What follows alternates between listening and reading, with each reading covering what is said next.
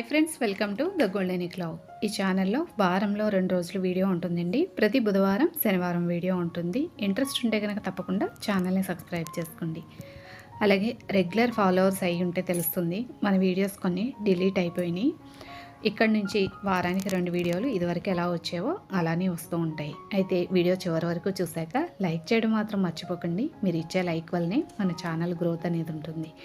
ఒకవేళ regular followers అయి ఉంటే మన కంటెంట్ ఎలా ఉంటుంది అనేది మీకు తెలుసు కాబట్టి వీడియో స్టార్టింగ్లోనే లైక్ చేయడానికి ట్రై చేస్తారని అనుకుంటున్నాను.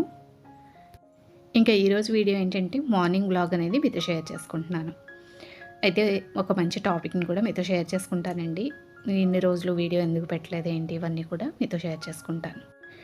వీడియోస్ డిలీట్ అయిపోయాయి అనే కన్నా కూడా డిలీట్ చేశాననే చెప్పాలి. ఎందుకంటే అబద్ధం చెప్పడం అస్సలు ఇష్టం లేదండి. కొన్ని సిచ్యువేషన్స్ అంతే, అది రీజన్ పెద్దది ఏం కాదు. కాకపోతే నాకెందుకో కొంచెం అన్కంఫర్ట్గా ఫీల్ అయ్యి డిలీట్ చేసి అసలు ఇంకా వీడియోస్ ఎందుకు లేవద్దు, ఇంట్లో పని అంతా ఎక్కువైపోతుంది కదా, ఇంకా రిలాక్స్డ్గా ఇంట్లో పనులు చేసుకుందాము అని చెప్పి అనుకున్నాను. కానీ మన సబ్స్క్రైబర్స్ చాలామంది ఫోన్ కాల్స్, మెసేజెస్ ఇవన్నీ చేస్తూ వీడియోస్ని మిస్ అవుతున్నాము, వీడియోస్ ఎందుకు రావట్లేదు, ఒంట్లో బాగాలేదా ఏంటి అని చెప్పి చాలామంది ఫోన్ చేసి పలకరించిన వాళ్ళు చాలామంది ఉన్నారండి. నిజం చెప్పాలి అంటే ఒంట్లో కూడా బాగాలేదు. అంటే ఒక 10 డేస్ బ్యాక్ ఫీవర్ వచ్చిందనమాట. ఫీవర్ వచ్చిన దగ్గర నుంచి కూడా వాయిస్ కూడా మీకు ఇప్పుడు అర్థమై ఉంటుంది. అసలు నా వాయిస్ కన్నా కూడా కాస్త వేరేగా వస్తుందనమాట. అంత డల్గా ఉంది. దానికి తోడు ఇంట్లో పనంతా అయ్యేటప్పటికి ఒక రకమైన అలసట, నిద్ర అనమాట. ఇంకా వేరే పని ఏదైనా చేద్దామా అని అంటే చేయలేకపోతున్నాను. ఇంత టెన్షన్స్‌లోనూ లేదా ఇంత పనిలోనూ, ఇంత అలసటలో మళ్ళా వీడియో వర్క్ అంటే ఒక్క వీడియో మీద 5-6 అవర్స్ టైంని స్పెండ్ చేయాల్సి ఉంటుందన్నమాట. అలా అంత ఓపికగా చేయాలి అంటే కొంచెం నాకు కూడా ఎనర్జీ ఉంటేనే కదా చేయగలను. అందుకని చెప్పి కొంచెం ఒంట్లో కూడా బాలేదు కదా అని ఒక 10-15 డేస్ అలా గ్యాప్ తీసేసుకున్నాననమాట. ఇంకా ఇక్కడి నుంచి అయితే కనుక వీడియోస్ అయితే వస్తూ ఉంటాయండి. అయితే మన వీడియోస్ని ఆల్రెడీ మీరు పాత వీడియోస్ అన్నీ చూసిన వాళ్ళైతే గనక మన కంటెంట్ ఏంటి అనేది మీకు అర్థమైపోతుంది. ఇప్పుడు కొత్త సబ్స్క్రైబర్స్ కూడా చూస్తూ ఉంటారు కదా, అందుకని ఇంకొకసారి ఎక్స్ప్లెయిన్ చేస్తాను. ఇక్కడి నుంచి నేను ఇప్పటి వరకు పోస్ట్ చేసిన రెసిపీస్ అన్నీ కూడా పోయాయి కదా, ఇప్పుడు మళ్ళీ ఆ రెసిపీస్ అన్నిటిని కూడా రిపీట్ చేస్తూ ఉంటాను. ఎందుకంటే నాకు కూడా కొన్ని రెసిపీస్ అలా గుర్తుండిపోవాలి అని కొన్నిటిని చేసి పెట్టున్నాను.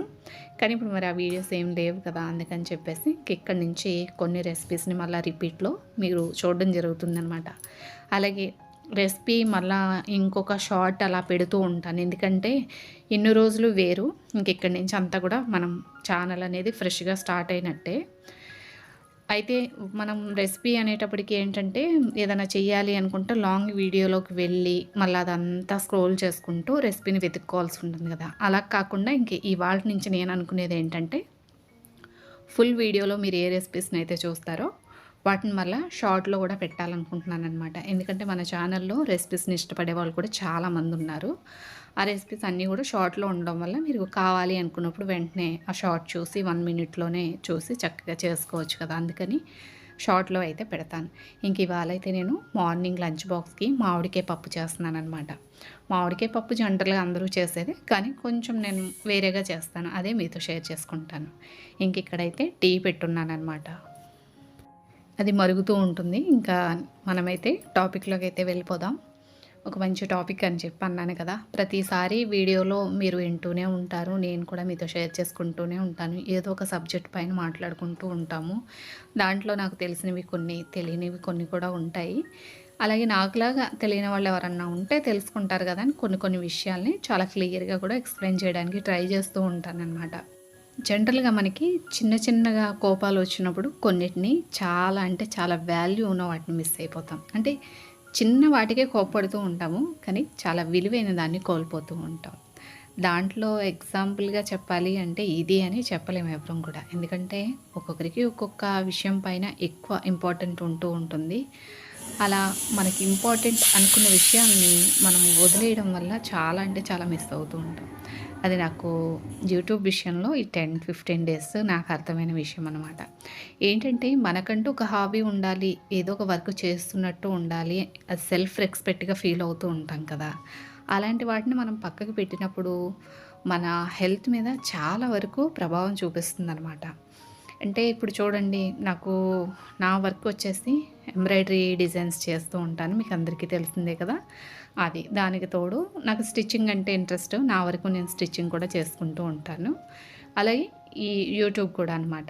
యూట్యూబ్ జర్నీలో నాకు వచ్చిన ఫ్రెండ్సే కావచ్చు, లేకపోతే సిస్టర్ అని, అక్క అని, చెల్లని చాలామంది ఉన్నారు. నిజంగా వీడియోస్ మానేద్దామా అని అనిపించింది. ఎందుకంటే ఒక పక్కన వర్క్ ఎక్కువైపోతుంది, ఇంట్లో పని కూడా ఎక్కువైపోతుంది. ఎక్కువ స్ట్రెస్ ఫీల్ అవుతున్నానా అని చెప్పి కొన్ని సందర్భాల్లో ఆపేద్దామని అనుకున్నా. కానీ నిజానికి మన యూట్యూబ్ నుంచి వచ్చిన వాళ్ళు ఎవరైతే ఉన్నారో వాళ్ళందరూ కూడా ఫోన్ చేసి మెసేజ్ చేస్తున్నందువలనే మళ్ళీ వీడియోస్ అప్లోడ్ చేయడానికి నన్ను నేను ప్రిపేర్ చేసుకున్నాననమాట. ఎందుకంటే పని బాగా ఎక్కువగా ఉన్నప్పుడు నిజంగా చెప్పాలంటే యూట్యూబ్ నుంచి అందరికీ ఒకేలాగా మనీ ఏం వచ్చేదండి. యూట్యూబ్ అనేటప్పటికి కొంతమందికి రీచ్ ఉంటుంది, కొంతమందికి ఉండదు. అందులో మన ఛానల్ విషయం మీకు అందరికీ తెలిసిందే కదా! ఒక 3, 4 వేలు వ్యూస్ వస్తూ ఉంటాయి అంతే. అలాంటప్పుడు ఒక వీడియో మీద చాలా తక్కువ అమౌంట్ వస్తుందన్నమాట. ఇలా ఇంత తక్కువ అమౌంట్‌కి ఇంత టైం పెట్టడం ఎందుకు అని నాకు అనిపించింది ఒకసారి. కానీ నిజానికి యూట్యూబ్ నుంచి వచ్చే మనీ కన్నా కూడా అండి, మన యూట్యూబ్‌లో మన ఛానల్ చూస్తూ నన్ను అభిమానించే వాళ్ళు చాలామంది ఉన్నారు. నిజంగా థ్యాంక్ యూ సో మచ్ అండి. ఎందుకంటే ఈ 10, 15 డేస్ వీడియోస్ రాకపోయేటప్పటికి మీరు చేసే మెసేజెస్, ఫోన్ కాల్స్ ఇవన్నీ కూడా నాకు చాలా అంటే చాలా ఎనర్జీని ఇచ్చాయి.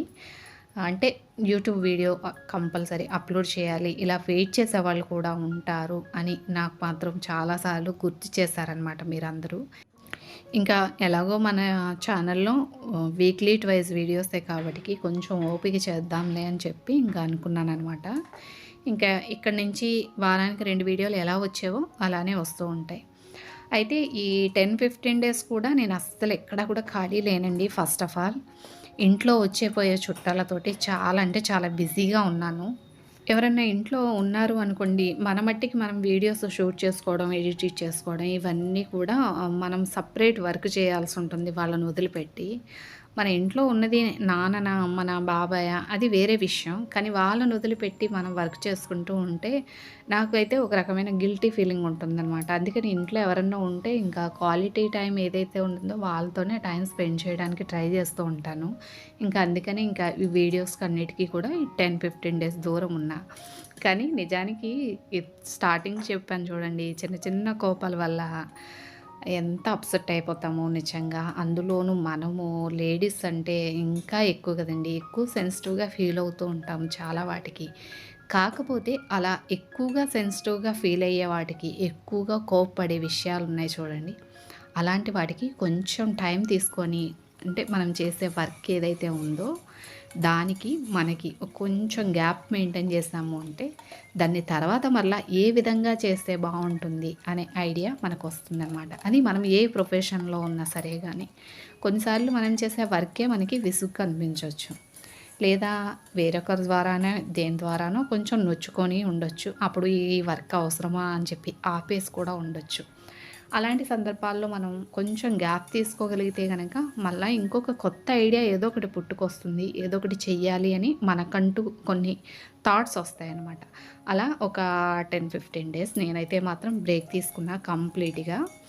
వీడియోస్ రాకపోవడానికి మెయిన్ రీజన్ ఏంటంటే నాకు ఎక్కువగా పని ఉంటుంది ఇంట్లో. ఆ పనిని చూసుకుంటూ ఈ వీడియోలు షూట్ చేయడం అంటే అస్సలు అవ్వలేదనమాట. అందుకే బ్రేక్ తీసుకున్నాను.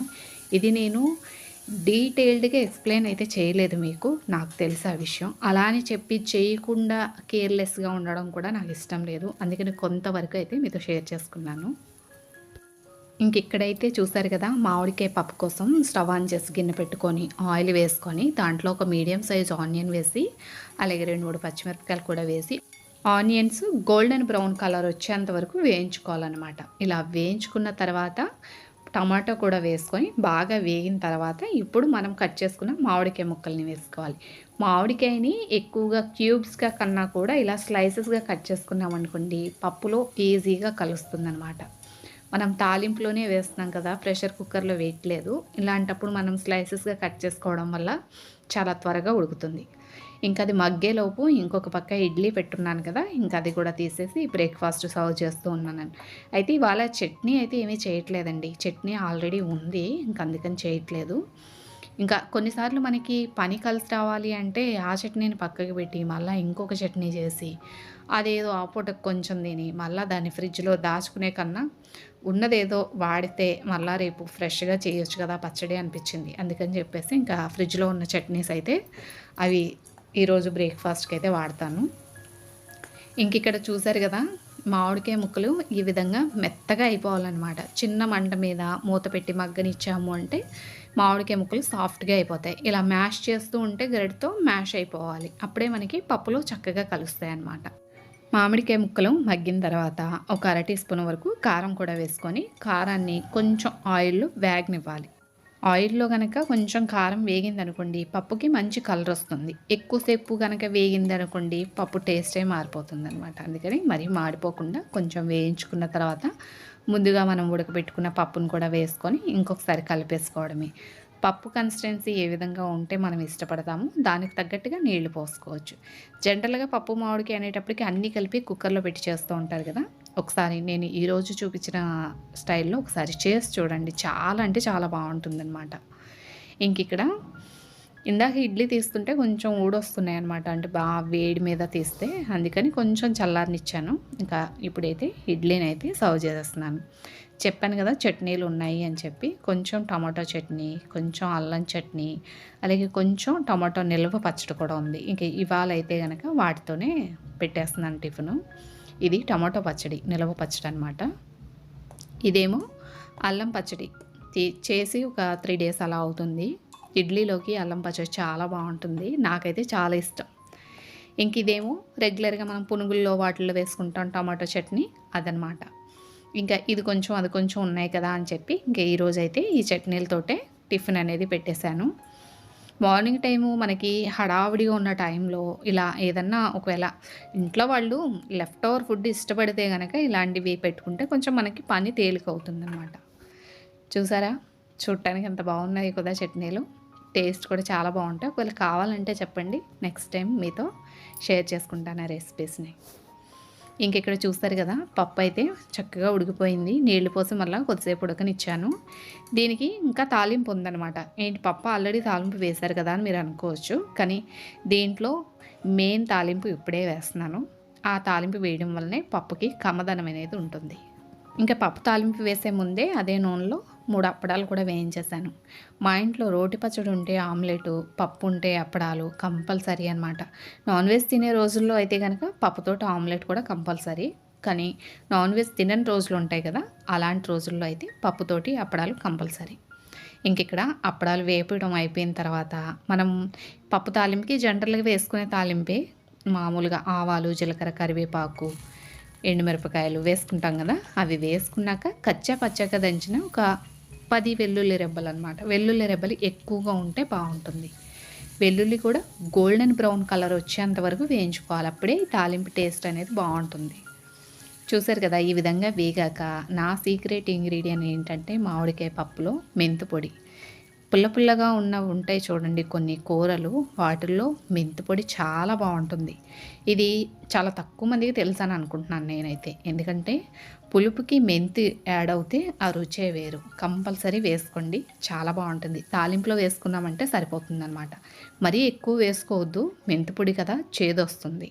కొంచెం తాలింపులో మనం ఇంగువ ఎలా వేసుకుంటామో అలా వేసుకుంటే సరిపోతుంది. ఈ తాలింపు అంతా ముందుగా ప్రిపేర్ చేసుకున్న పప్పులో వేసి కలిపేసాము అంటే ఎంతో కమ్మగా ఉండే మామిడికాయ పప్పు అయితే రెడీ అయిపోతుందండి. మామిడికాయ పప్పు జనరల్గా విడివిడిగా పప్పులా కనిపిస్తుంది కదా ఇళ్లల్లో చేసింది. అయితే కొంచెం హోటల్స్లో చేసింది క్రీమీగా ఉంటుంది చూడండి, ఆ పప్పు అనమాట ఇది. ఇంక మార్నింగ్ లంచ్ బాక్స్కి కలుపుతూ ఉన్నానమాట. కొంచెం నెయ్యి కూడా వేసి కలుపుతున్నాను. అంటే నేను తీసుకున్నది లంచ్ బాక్స్ స్టీల్ కాదండి, కొంచెం ప్లాస్టిక్ టప్పర్ వేర్ అనమాట. అంటే ఫుడ్ గ్రేడ్ ప్లాస్టిక్ ఉంటుంది కదా అది. కాకపోతే పూర్తిగా చల్లారిన తర్వాతనే పెడతానమాట వాటిల్లో. లంచ్ బాక్స్ హడావుడి ఇంట్లో పనంతా అయ్యేటప్పటికి మన సబ్స్క్రైబర్ పార్వతి గారు విజయనగరం నుంచి కొరియర్ పంపించారనమాట. అది ఓపెన్ చేస్తూ ఉన్నాను. నిజంగా థ్యాంక్ యూ సో మచ్ అండి. ఎందుకంటే ఇప్పటికీ నేను 10, 15 డేస్ నుంచి వీడియోస్ అప్లోడ్ చేయట్లేదు. అయినా కానీ మీరు ఇంకా ఎప్పటిదో నెంబర్ తీసుకొని దగ్గర పెట్టుకొని శారీస్ పంపించాలి అని చెప్పి కాల్ చేశారనమాట ఒకరోజు. నేను అడ్రస్ అవన్నీ కూడా సెండ్ చేశాను. తర్వాత కొరియర్ చేశారు. శారీస్ అయితే మాత్రం చాలా బాగున్నాయండి. శారీస్ వీటికి వర్క్లు ఏమేమి చేస్తాను ఏంటి అనేది కుదిరితే నెక్స్ట్ వీడియో లేకపోతే దాని తర్వాత వీడియోలైనా మీతో షేర్ చేసుకుంటాను. ఇవి 3 శారీస్ అనమాట. 3 శారీస్ 3 బ్యాగ్స్ పెట్టి దాని మీద పేర్లు ఉంటే నేను వేరే వేరే వాళ్ళే కావచ్చు అనుకున్నా. కానీ 3 కలిపి ఒక్కరివే. కవర్లు మరి పేర్లు ఎలా ఉన్నాయనేది తెలియదు. కానీ నాకు ఈ శారీ అయితే మాత్రం చాలా బాగా నచ్చిందండి. చాలా బాగుంది. కలర్ కాంబినేషన్ చాలా బాగా నచ్చిందనమాట. వీటికి వర్క్లు అవన్నీ కూడా సెలెక్ట్ చేసుకున్నారు. ఆల్రెడీ ఒక బ్లౌజ్ కూడా స్టార్ట్ చేశాను. వీడియో చివర్లో చూపిస్తాను అది. ఒకవేళ మీకు ఈ వర్క్లు ఏమన్నా చేయించుకోవడం ఇంట్రెస్ట్ ఉంటే కనుక స్క్రీన్ పైన నెంబర్ ఉంది కదా, దానికి వాట్సాప్ మెసేజ్ కానీ ఫోన్ కాల్ కానీ చేయొచ్చు. నేనే ఫోన్ లిఫ్ట్ చేస్తాను కాబట్టి ఏమి ఇబ్బంది ఉండదు. అలాగే ఒకవేళ మీరు రాజమండ్రి కానీ దివాన్ చెరువు చుట్టుప్రక్కల కానీ ఉన్న వాళ్ళైతే కనుక గూగుల్లోకి వెళ్ళి ఎస్ఆర్కే ఎంబ్రాయిడరీ వర్క్స్ అని టైప్ చేశారు అంటే డైరెక్ట్ మా అడ్రస్ వస్తుంది. మీరు వచ్చైనా కూడా వర్క్ చేయించుకోవచ్చు. లేదు కొరియర్ చేయాలి అనుకుంటే ఆల్ ఓవర్ ఇండియా ఎక్కడికైనా కూడా కొరియర్ అనేది అవైలబుల్ ఉందండి. అలాగే ఒకవేళ మీరు కొరియర్ చేయాలి అనుకుంటే డిటీటీసీకి చేయండి. అది మనకి బాగా నమ్మకమైనది. చక్కగా మీరు కొరియర్ చేసిన నెక్స్ట్ డేనే నా వరకు రీచ్ అవుతుందనమాట. ఇప్పుడు చూపించిన శారీస్లోనే ఒక శారీ ఆల్రెడీ వర్క్ పెట్టున్నాను. అది అవుతూ ఉంది. ఈ వర్క్లు ఏంటి ఎలాగా అనేది నేను నెక్స్ట్ వీడియోలో మీతో షేర్ చేసుకుంటాను. అదండి ఇవాల్టి వీడియో. ఇవాల్టి వీడియో మీ అందరికీ నచ్చింది అనుకుంటాను. నచ్చితే కనుక తప్పకుండా లైక్ చేయండి. కొత్తవారైతే కనుక ఛానల్ని సబ్స్క్రైబ్ చేసుకోండి. రెగ్యులర్గా మన ఈ వీక్లీ ట్వైస్ వీడియోస్ ఎలా అయితే వచ్చావో ప్రతి బుధవారం శనివారం అలానే వస్తాయి. వీడియో చివరిదాకా చూసారు కదా. నచ్చితే కనుక మన ఛానల్ని సబ్స్క్రైబ్ చేసుకోవడం మాత్రం మర్చిపోకండి. Thank you for watching video.